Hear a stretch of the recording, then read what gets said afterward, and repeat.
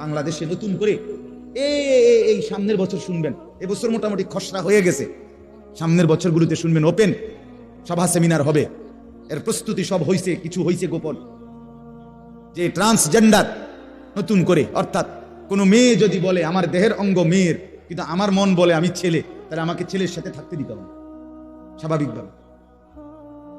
নতুন নতুন ছেলে যদি বলে আমার দেহের অঙ্গ যদিও ছেলের কিন্তু আমাকে মেয়ে, আমার কাছে মনে হচ্ছে আমি মেয়ে, তাহলে তাকে মেয়েদের সাথেই থাকার অধিকার দিতে হবে। এটার সমস্ত খসড়া, এটার সেমিনার, এটার আলোচনা ইউরোপে ব্যাপকভাবে এটা কার্যকর, আমাদের এই এশিয়ার এই অঞ্চলগুলোতেও কার্যকর করার যাবতীয় পরিকল্পনা চলছে। আগামী সময় আপনারা শুনবেন যে শিশুদের মধ্যে কোনো ছেলে মেয়ে নাই, এটা স্পষ্ট কাগজে কলমে, বক্তৃতায়, বিবৃতিতে, সেমিনারে, বুদ্ধিজীবীদের মুখ দিয়ে অহরহ বের হচ্ছে, শিশুদের মধ্যে কোনো ছেলে মেয়ে নাই। বুঝেন নাই কথা? সবাই শিশু, এনে আলাদা ছেলে এটা মেয়ে, এটা পার্থক্য করার কোনো অধিকার নাই, এটা তার অধিকার খর্ব, শিশুর অধিকার কি করা হয়, ক্ষুণ্ণ করা হয়। শিশু সে, এখন শিশু তো বাংলাদেশে আন্তর্জাতিক আইনে শিশু হলো 18 বছরের নিচ পর্যন্ত শিশু, বুঝেন? তার মানে 12 বছর, 14 বছরের, 13 বছরের, 11 বছরের ছেলে মেয়ে তারা যে যেখানে মন চায়, যার সাথে যার জন্য মন চায় থাকতে পারবে, চলতে পারবে, কারণ শিশু। সমাজ কোথায় গিয়ে পৌঁছবে বলেন না? কোথায় গিয়ে পৌঁছবে সমাজ? কোথায় গিয়ে পৌঁছবে? এক মোবাইলের ছবির প্রতি ছেলেদের যে আসক্তি, এরপরে কোথায় গিয়ে দাঁড়াবে? গলিতে গলিতে, রাস্তায় রাস্তায়, রোডে ঘাটে, পথে প্রান্তরে অবাধ খোলামেলা জিনা ব্যভিচার চলবে। এই মাদ্রাসাগুলো যদি না থাকতো, আর না থাকে, এখনো আজান হয়, এখনো মাদ্রাসাগুলোতে আল্লাহর কোরআন পড়া হয়, আল্লাহর কসম যদি দুশ্মন ষড়যন্ত্র করে এগুলো বন্ধ করে দিতে পারে, তো আর সুন্দরবন আলাদা হবে না, পুরা দেশটাই হয়ে যাবে জঙ্গল, পুরাটাই জন্তু জানোয়ার আবাসভূমি হয়েছে। কারণ পশুত্ব আর মানুষের মধ্যে এই লজ্জা শরমের যদি সম্ভ্রম উঠেই যায়, তার মানুষ আর পশুর মধ্যে ব্যবধান কিসের? ব্যবধান কিসের? এই জন্য বাপ, আমি অনুরোধ করছি, আপনারা যারা অভিভাবক, আপনারা যারা ছেলের বাপ, মেয়ের বাপ, আরেকটু যত্নবান হন। ছেলেটা কি পড়ছে, আমার মেয়েটারে আসলে আমি কি পড়াইতেছি, এটা কত বুঝা লইয়া পড়া, আমার ছেলেটারে কি পড়াচ্ছি, শুধু টাকা দেওয়া, শুধু বাতরাইন্দা দেওয়া, মা আর বাবা টাকা দেওয়া, এতটুকুই মা বাবার দায়িত্ব নয়, এতটুকুই নয়। উচিত বলে আমি মূর্খ মানুষ, আপনি শিক্ষিত থেকে বুঝালো। এই সমাজে বুঝাইয়া দেওয়ার মতো চতুর্দিকে বাংলাদেশের এমন কোন গ্রাম নাই যেখানে উপযুক্ত আলেম, 2-4-10টা মাদ্রাসা, নুরানি, হেফজখানা মাদ্রাসা নাই, এমন কোন গ্রাম আছে বাংলাদেশে এখন আর? তাহলে আপনি বুঝতে অসুবিধা কি যে আমার বাচ্চাটার এই পড়াটা আখেরাত টিকবে কিনা, আমার এই বাচ্চাটা এই পড়াশোনা করলে মানুষের মতো মানুষ থাকবে কিনা, এটা কি বোঝা দরকার না? আপনি দেখেন না ছেলে পেলেদের চলাফেরা, মেয়েদের অসভ্যতা বোঝেন না? চোখ বন্ধ করলেই তো পৃথিবী দিনের আলো অন্ধকার হয়ে যায় না, আমনে না দেখেন এর না, কিন্তু আলো তো জ্বলতেছে। ঠিক আপনি আমি বোঝেন না বলে সমাজের অসভ্যতা, নোংরামি, অশ্লীলতা কি বন্ধ হয়ে গেছে? আল্লাহ আমাদেরকে বুঝ দান করেন। আমাদের বুঝা দরকার, আমাদের বেশি ভাবনা, আমরা মুসলমান হিসাবে আমাদের ইসলাম কোথায়, আমাদের কোরআন কোথায়, আমাদের আখেরাত কোথায়? টোটাল প্রজন্ম যদি আখেরাত এভাবে ভুলে যায়, তো আখেরাতের সবক দিবে কে? এক বছরে 365 দিনের একটি বছর, আমি প্রতিদিন বলি 365 দিনের একটা বছরে বাপ, আপনার 16 বছর 18 বছরের ছেলেটা মেয়েটা একদিন খোদার 365 দিনে ফজরের নামাজ একদিনও পড়লো না। এই জানোয়ার জানেও না ফজরের ওয়াক্ত হয় কখন, অথচ আপন মা বাবার ঘরে ঘুমায়, আপন মা বাপ বেঁচে আছে। বলেন মুসলমানের ঘরে এত বড় জানোয়ার কেমনে ঘুমায়? তার মা কই, তার বাবা কই? তারা কি কি কি সন্তান করছে? তাদের ভবিষ্যৎ কি? বলেন না বাপ। তোমরা আমি দাঁড় করাই, তোমরা যারা যারা মাগরিবের নামাজ পড়ো নাই আমি দাঁড় করাই, আমি 100 জন দাঁড় করাইলে ইনশাআল্লাহ 98 জনই ঠিক হবে, আশা করছি ইনশাআল্লাহ। 2 জন ভুল হবে না। বেহায়ারে দেখলেই চিনা যায়। বেনামাজি এই পিশাচকে, এই পাষাণকে, চেহারায় রসকস দয়া মায়া বলতে কিছু নাই, অন্ধকার চেহারা, এটা দেখলেই বুঝা যায়, এটা বুঝা যায়। এই জন্য বন্ধু আমার, অন্য কেউ না ভাবুক তুমি তো মুসলমান, কেমনে ভুলে গেলা মায়ের পবিত্র দুধের কথা, কেমনে ভুলে গেলা ছোট্টবেলার সেই বাবার আদর সোহাগের কথা, বংশের ইজ্জত, ধর্মের সম্মান, কোরআনের ইজ্জত, রাসূলুল্লাহর কথা সব ভুলে গেলা এক নারী দেখতে দেখতে, উলঙ্গ ছবি দেখতে দেখতে। এই বন্ধুদের আড্ডা দিতে দিতে আল্লাহকে ছেড়ে দিলা, আল্লাহর জায়গায় এই বন্ধুত্বকে বড় করে দিলা। বিকালের এই আড্ডায় আসরও শেষ, মাগরিবও শেষ। আহা, কার জায়গায় কারে রাখলা, ছেড়ে দিলা কাকে, গ্রহণ করলা কাকে? ইয়া আইয়ুহাল ইনসান মা গাররাকা বিরাব্বিকাল কারীম। রব্বুল আলামিন বলেন, হে মানুষ, আমার মতো দয়ালু, আমার মতো মেহেরবান মাওলাকে ছেড়ে কে তোমাকে ধোঁকা দিয়ে আমার থেকে সরিয়ে দিল? মা গাররাক, কে তোমাকে প্রতারিত করলো, ধোঁকা দিল বান্দা? এমন দয়ালু মনিব থেকে ছুটে গেলে কাকে তুমি ছেড়ে দিলে বান্দা? কেন আমাকে ছেড়ে দিলে?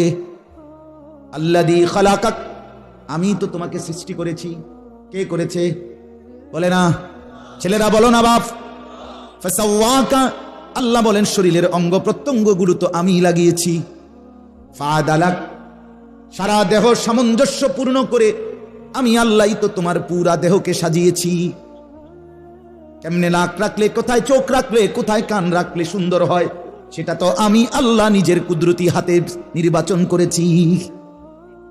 তোমার মাকে জিজ্ঞেস করো, মাকে রব্বুল আলামিন 6 মাসে মায়ের পেটে কোনোদিন জিজ্ঞেস করে নাই, মা তোর ছেলেটারে নাক লাগাবো, বল মা তোর ছেলের নাক কোথায় লাগাইলে সুন্দর হয়, চোখ কোথায় লাগাইলে সুন্দর হয়? এটা কি রব্বুল আলামিন জিজ্ঞেস করেছিনি? তাইলে আল্লাহ বলেন আমি সাজিয়েছি, আমি বানিয়েছি। ওয়ালাকাদ খালাকনাকুম সুম্মা সাওয়ারনাকুম, আল্লাহ বলে আমি তো তোমাদেরকে বানিয়েছি, আবার আমি আল্লাহই তো তোমাদেরকে সাজিয়েছি। বানাইছিও আমি, সাজাইছিও আমি, যত্ন করে লালন করছি, পালন করছি সেও তো আমি। সুবহানাল্লাহ। ওয়াস-সামাআ বানাইনাহা বিআইদিন ওয়া ইন্না লামুসিউন, আল্লাহ বলে মাথার উপরে বিস্তীর্ণ ওই আসমান আমি আল্লাহই তো প্রলম্বিত করে প্রসারিত করে দিয়েছি।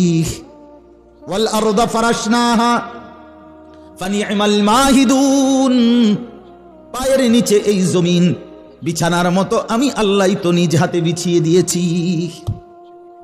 আমি তো করেছি বান্দা, তুমি বিল্ডিং এর ছাদের তলে না, আসমানের নিচে। আপনি বেঁচে আছেন কি বিল্ডিং এর ছাদের তলে? কে? আসমানের নিচে। আপনি টিকে আছেন আপনার ঘরের ফ্লোরে না জমিনের উপরে? জমিনের উপরে। এমনি ভুলে গেলা বাপ যে এই আত্মার মধ্যে এরকম একটা যোগ্যতা আছে যে ওই আত্মাটা কোনো গুনাহ হয়ে গেলে, মন্দ কাজ করিলে ভেতর থেকে তিরস্কার করে আর নেক কাজের প্রতি উৎসাহিত। এমন একটা দিল যার এটা বড় মুবারক, বড় পছন্দনীয়। ভিতরের এমন একটা আত্মা, মনের ভিতরের এমন একটা অনুভূতি, আহা কি করলাম, আহা কেন লোকটাকে গালি দিলাম, আহা মিথ্যা কেন বললাম, কাজটা ঠিক হলো, একটা ওয়াক্ত নামাজ পড়লাম না, এটা কথা হলো, আজকে এতদিন ধরে এত জঘন্য অপরাধ করছি, এটা কেমন হলো। এই যে অনুভূতি, বিবেকের দংশন, নিজের ভিতরের একটা জ্বালাপোড়া, এটা বড় নিয়ামত। এটাও যদি আল্লাহ কাউকে দান করে অনেক বড় সৌভাগ্য, কারণ এর বরকতে ধীরে ধীরে নেক আমলের আগ্রহ আসে, গুনাহের প্রতি ঘৃণা আসে। কিন্তু যেই বেহায়া এই অনুভূতি হারাইয়া ফেলে সে বরবাদ। বুঝেন নাই? 20 বছর ধরে মিথ্যা কথা কয় কিন্তু কোনো অনুভূতি নেই। 30 বছর ধরে সুদের ব্যবসা করে কিন্তু কোনো অনুভূতি নাই। 20 বছর ধরে ঘরে রঙিন টেলিভিশন চলে, বউ বাচ্চা নাচ গান দেখে, এবড়া মাতেও না, লড়েও না, আসেও না, কান্দেও না, কোনো অসুবিধা নাই ওনার কাছে।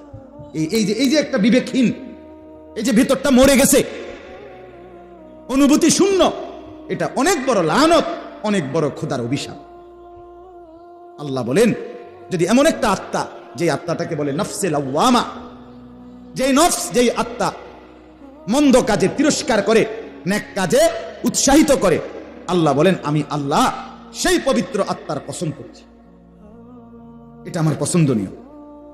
এই দুইটা কসম করে আল্লাহ বলেন আয়াহসাবুল ইনসানু আল্লান নাজমাআ ইযামা, আল্লাহ বলে মানুষ কি ভেবেছো আমি আল্লাহ কবর থেকে তোমাদের হাড্ডি গোশত পুনরায় হাসরের ময়দানে উঠাইতে পারবো না? আমরা প্রত্যেকেই হিসাব করি, প্রত্যেকেই ফিকির করি। শক্ত হইলেও বাপ তুমি বুঝে নাও, কষ্ট হইলেও তুমি তোমার বিবেককে জাগাও। একজন ছেলে একজন আলাদা করো। তুমি শোনো দোস্ত, আমি প্রত্যেকটা ছেলেকে বললাম তুমি আলাদা আলাদা ভাবো। তুমি ডানে বামে চাইয়া পারতা না, তোমার সমবয়সীদের লগে মিল্লা গুছাই পারতা না জীবন। এটা আমার কথা মনে রাখো, এই বন্ধুর কথা মনে রাখো। একটা ছেলে হইলেও মনে রাখো, তোমার সময় না হয় তোমার ভালো থাকতে দিত না, এটা মনে রাখ। তোমার মোবাইল নাই, তে তার মোবাইল দিয়া বা তার ভাইয়ের মোবাইল, মার মোবাইল, বাপের মোবাইল চুরি করে আইন না তোমার উলঙ্গ ছবি দেখানো, হয় তোমার ভালো থাকতে দিবে না। তুমি জুয়ার আড্ডা চেনো না, হে বুঝাই দিবে তোমার। মদের আড্ডা চেনো না, ওই চিনাই দিবে। নারীর আড্ডা চেনো না তুমি, তোমার সে বুঝাই দিবে। সমবয়সী দিয়া ভালো হওয়া কঠিন। নিজের চাইতে বড় কেউ, দিনদার, নামাজি, মুত্তাকি, আল্লাহওয়ালা, আলেমে দ্বীন, এমন কারো সংস্পর্শে নিজের আশা দেওয়া থাকতে হয়, তাহলে জীবন সুন্দর হয়, চলাফেরা সুন্দর হয়। আগামহীন যখন অবাধ যৌনাচার, অবাধভাবে জিনা ব্যভিচারের সুযোগ যখন মিলে যায়, তখন মানুষ আর মানুষ থাকে না, জানোয়ার হয়ে যায়। সারাদিনে এক ওয়াক্ত নামাজ পড়তে মনও চাইল না, খেয়ালও আসবে মানুষের বাচ্চা কেমনে তুমি? এই তুমি মানুষের বাচ্চা কেমনে? মুসলমানের বাচ্চা তো পরের কথা বেটা, মানুষের বাচ্চা হইলা কেমনে? একবারও পেশাব করে পানি নাও না। আরে তুমি কুত্তা দেখো না বেটা? কুত্তা দেখোস না? দেখো না কুত্তা মুত্তা পানি লয় না? কুত্তার লগে একটা ছবি উঠাইও, সেলফি একসাথে দিও মোবাইলে, ফেসবুকে। দেশবাসী কমেন্টস করে জানাবেন আমরা দুইজনকে কেমন দেখাচ্ছি। দেশবাসী জানাবে আপনাদের দুই জানোয়ারকেই অসাধারণ মানুষ। সেরকম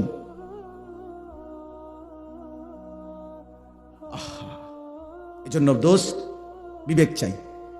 দিল মরে গেলে, দিমাগ মরে গেলে থাকলোটা কি? কি রইল আর? ভেতর যার মরে যায় তারা থাকে কি? মানুষ মৃত্যুবরণ করে মানে তো ভেতরটা, রুহটা চলে যায়। বাহিরের হাত পাও তো থাইকেই যায়, থাইকে যায় না? তাইলে ভেতরটাই তো মূল। এটা চলে গেলে তো আর কিছুই থাকে না। আল্লাহ আমাকেও বিবেক দান করেন, আমাদের সব সন্তানদেরকেও বিবেক দান করেন। নিজেদের বোনকে বুঝাবেন, কন্যাকে বুঝান, নিজের বিবিকে বুঝান। যে মেয়ে বেপর্দা, যে মেয়ে বেপর্দা, যে মহিলা বেপর্দা, বেহায়া, যে যার ইজ্জতের কদর নাই তার কাছে, সম্ভ্রম সতীত্ব, যার পর্দার কদর নাই। আমার নাম আনিসুর রহমান, আমি বললাম ওইটা কোনো বেড়ি না, ওইটা কোনো মেয়ে না, ওইটা কোনো নারী না, ওইটা কোনো মহিলা না, মহিলার জাত না, এটা প্লাস্টিক। বেহায়া নারী প্লাস্টিক, বেপর্দা নারী প্লাস্টিক, শোপিস। শোকেসের মধ্যে যেরকম বিভিন্ন জিনিস গ্লাসের মধ্যে রাখে মানুষ দেখার জন্য, যে আপনার এটা তো খুব সুন্দর, ওইটা তো খুব সুন্দর। এই বেহায়া নারী এক ধরনের শোপিস, যাকে অসংখ্য পুরুষ দেখে আর মন্তব্য করে মহিলাটা সুন্দর, মেয়েটা সুন্দর, ওইটা সুন্দর, লোভনীয়, আকর্ষণীয়। আর অসভ্য যত বিশ্রী নোংরা কল্পনা করে হৃদয়ের ভিতরে, ওই নারী কোনো নারী না, মহিলা না, এটা শোপিস, এটা প্লাস্টিক, এটা বদনা, এটা লোডা।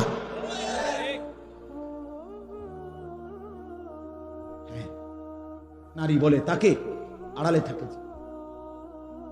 আমরা তাফসিরে পড়ছি, মৌমাছি, যে ছোট ছোট মৌমাছির যে চাক, ছোট ছোট ঘর আছে, ঠিক না? পিচ্ছি পিচ্ছি ঘর না এগুলো? মৌমাছির এই ঘরে মৌমাছি ফুল এবং ফল থেকে রস আনে।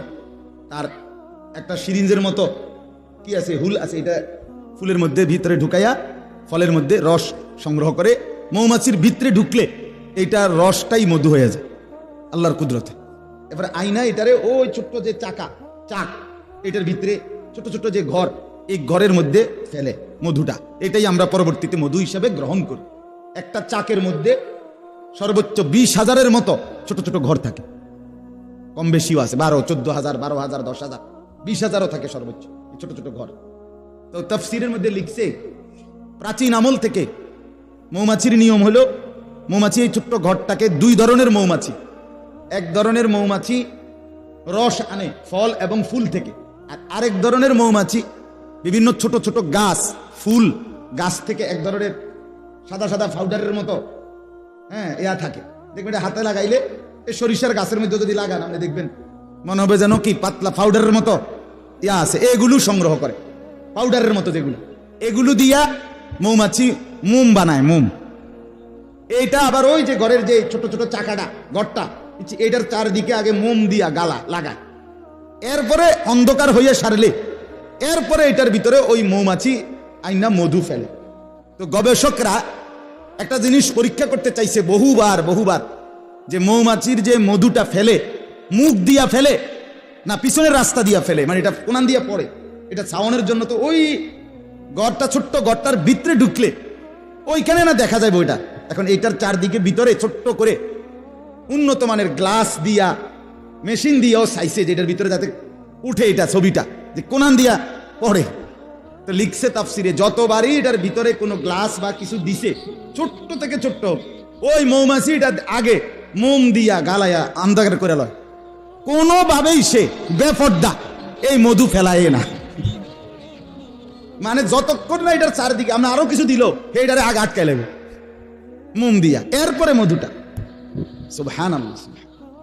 সে বুঝাইতে চায় বেপর্দা হওয়ার আমার কোনো শুরুতে নাই, আমি বেপর্দা হবই না, তুমি আরো চেষ্টা করলো না। এক নারী, রাসূলুল্লাহ সাল্লাল্লাহু আলাইহি সাল্লাম বলেন আল মারআতু আওরাতুন, এক শব্দ বলছে নবীজি, নারী বলে কাকে? পর্দায় থাকে যে, আওরাত।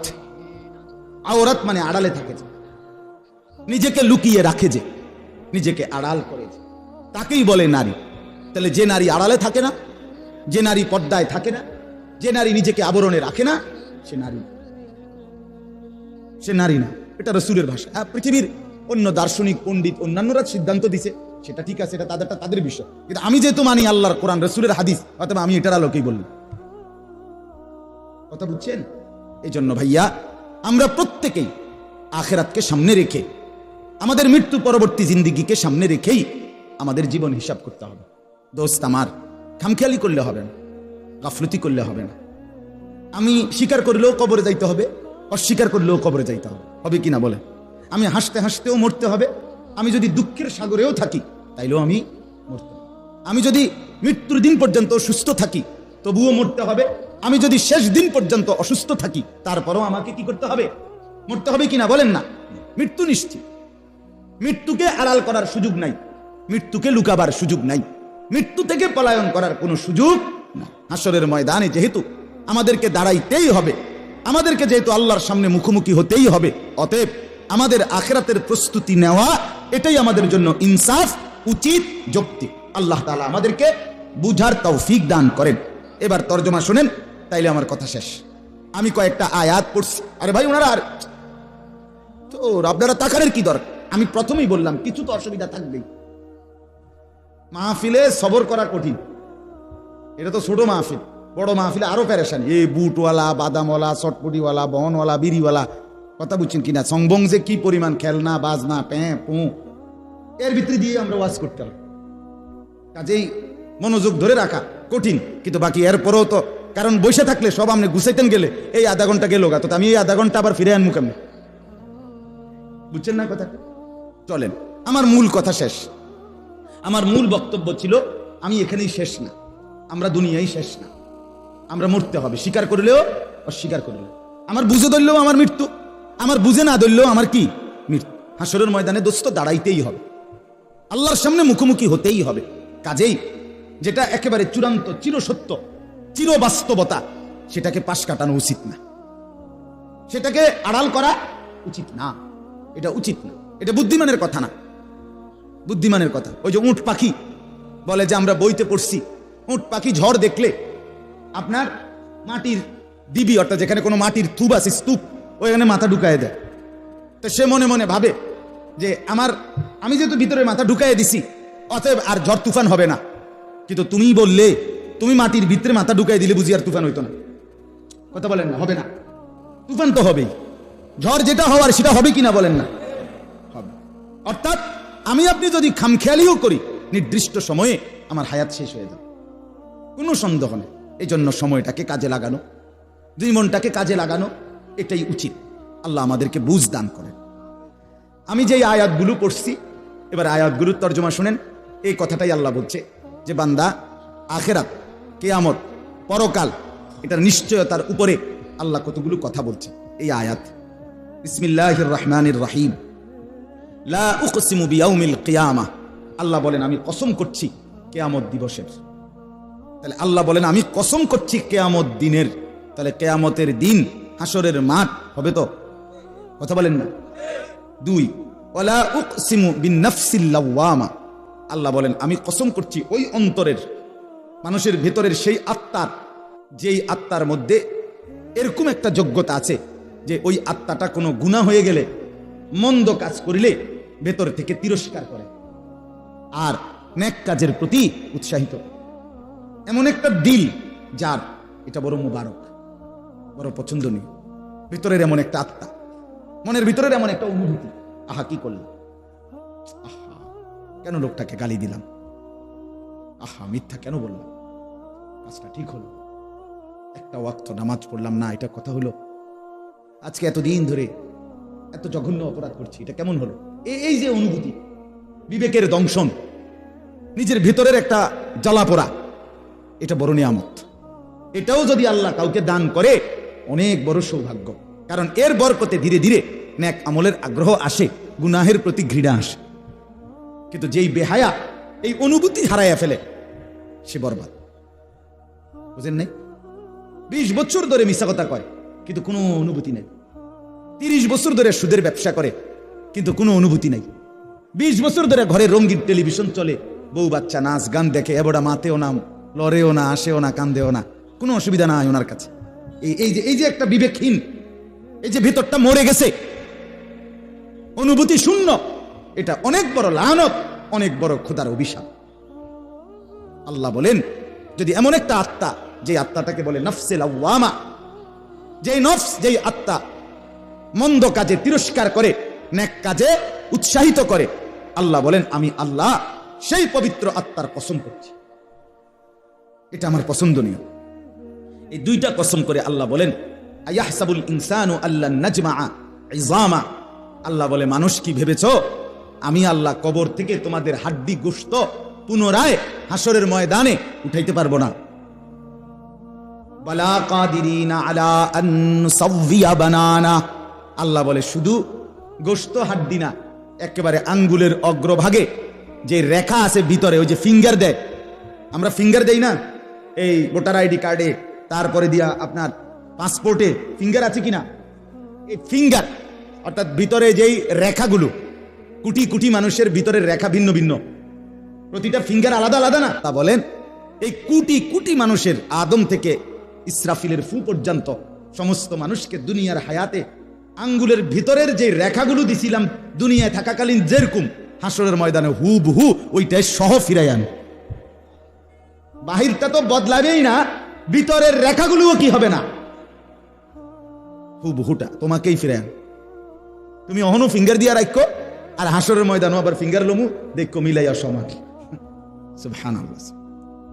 বাল ইউরিদুল ইনসানু লিয়াফজুরা আমামা, আল্লাহ বলে অথচ তবুও মানুষ তার সামনে ভবিষ্যৎ নিয়া আমি আল্লাহর সাথে তর্ক করে। ইয়াসআলু আইয়ানা ইয়াউমুল কিয়ামা, অহরহ নাফরমান, পাপী, জাহান্নামী, কাফের, মুশরিক, বেঈমান, সে বলে কখন হবে কিয়ামত, কিয়ামত কখন হবে, আর কোন দিন, আর কোন দিন হবে, আর কখন হবে? আল্লাহ বলে বান্দা হবে, কোনো সন্দেহ নেই।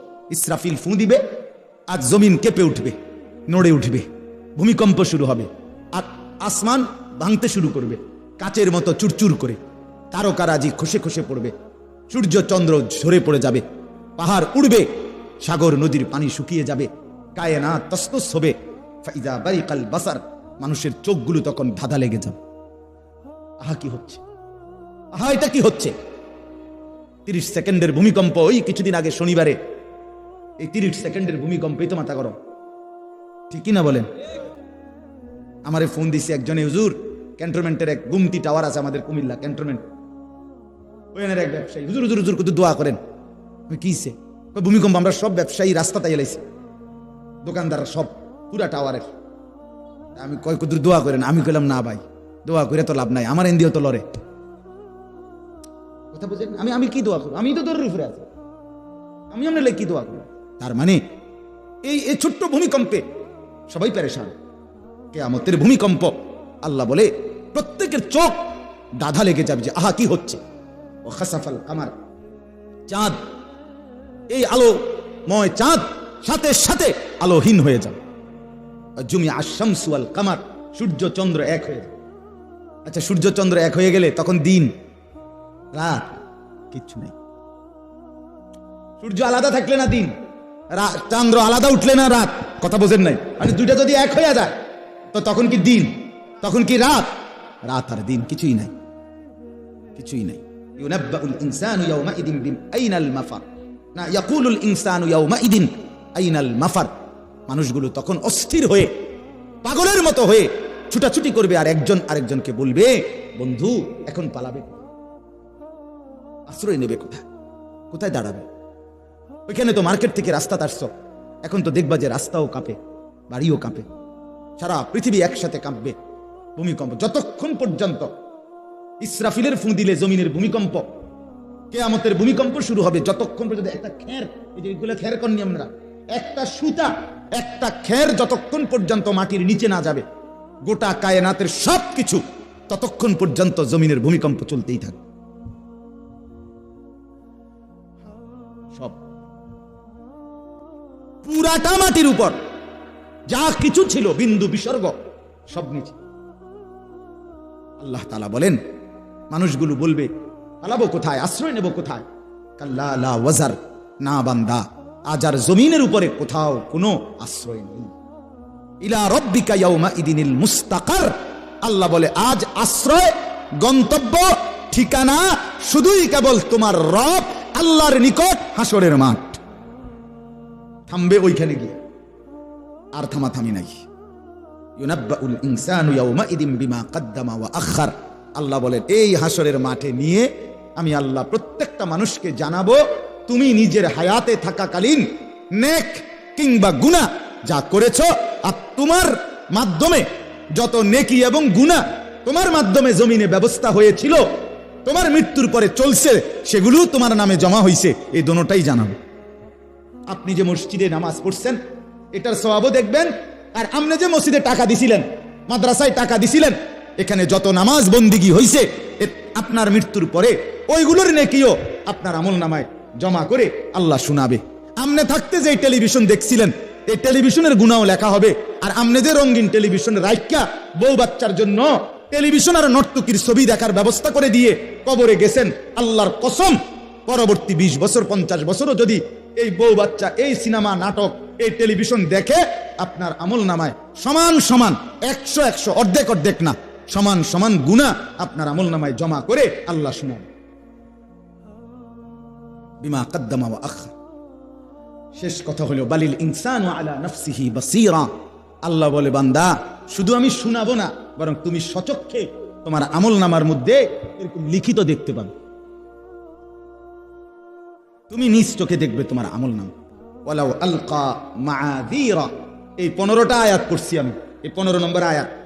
ওয়ালাউ আলকা মাআযীরা, যদিও আল্লাহ বলে আমার নাফরমান বান্দা নিজের আমল নামা নিজে দেখে টাল বাহানা, সল ছাতুরি, 9 কথা বলার চেষ্টা করবে, হাসরের মাঠও বাটফা।